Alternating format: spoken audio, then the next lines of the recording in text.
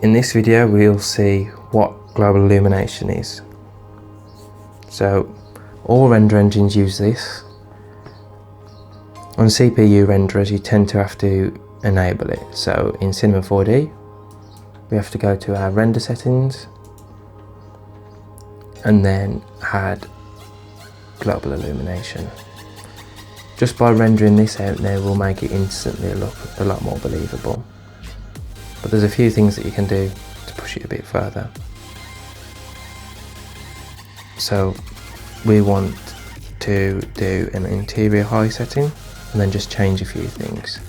So this we'll want light mapping because it gives, I believe it gives a more realistic result. And we'll set this to high.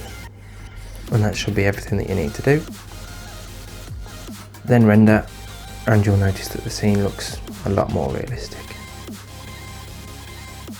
And then as previously, if you do add ambient occlusion on too, spread that out a little bit, make this more grey, then render, you'll notice it's pretty much getting close to a final result.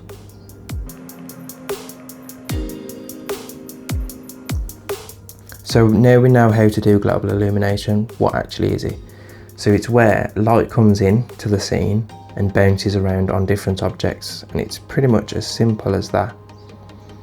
So if the light comes in from here, bounces off the floor, bounces back up, bounces and bounces back on the box. And that's why there's no real dark areas, because it's kind of an open scene, just like it would be in real life. The more light bounces, which is usually the diffuse depth, the more realistic the scene. So the light mapping comes with about 16. So it'll count 1, 2, 3, 4, 5, 6, 7, 8, carrying on like that.